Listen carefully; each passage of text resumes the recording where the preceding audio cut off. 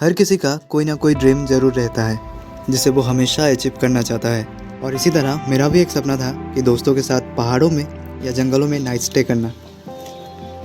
And finally 2025 का वो आखिरी दिन जब हमें मौका मिलता है पिकनिक करने का। सुनील टिलाई आई, सुनील टिलाई एखनो जान धुरे जाती है अपन मने कहते हैं जाते गाइस जा आगे पड़ा जा। एंड हम सभी दोस्तों ने प्लान कर लिया था कि इसी पिकनिक को नाइट स्टे में तब्दील करना है। वैसे तो सब कुछ प्लान के मुताबिक ही चल रहा था, पर मेन प्रॉब्लम था घर वालों को मनाना।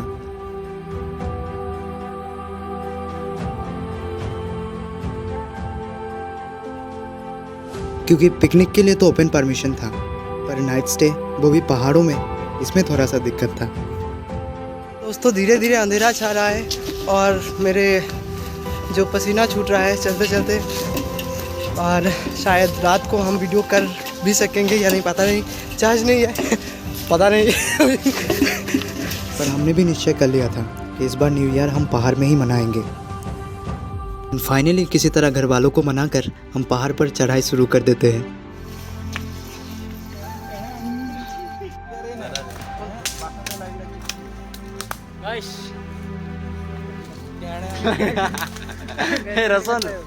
गाइस इवनिंग का कुछ व्यू देखो, जंगल में कैसा होता है इवनिंग।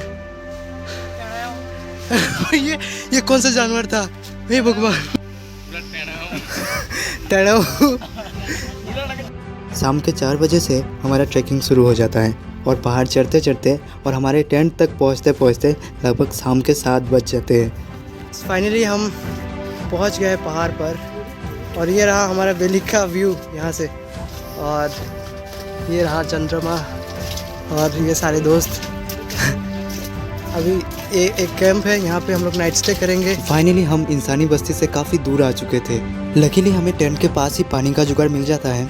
फिर हम पाँचों दोस्त रिलैक्स करके पहले तो चाय बनाते हैं, उसके बाद पहाड़ के गोद में बैठकर वार्तालाप करने लगते हैं।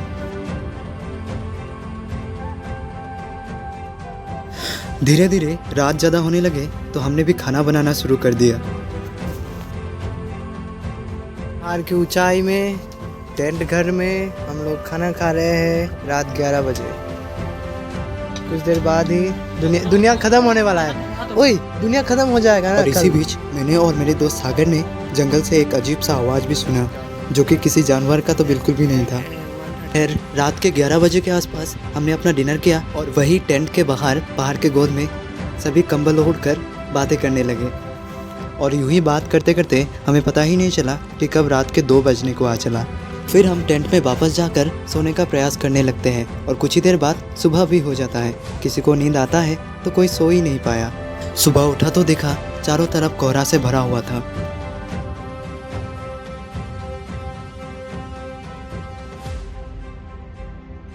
फिर हम सभी हाथ मुंह धोकर अपना ब्रेकफास्ट करने लगते हैं और फिर हम अपना पैकिंग शुरू कर देते हैं और धीरे धीरे पहाड़ उतरने लगते हैं। और उतरते हुए सभी अपने अपने अनुभव शेयर कर रहे थे और एक दूसरे को आश्वासन भी दे रहे थे कि एक साथ फिर से घूमने का बहाना हम जरूर ढूंढ लेंगे।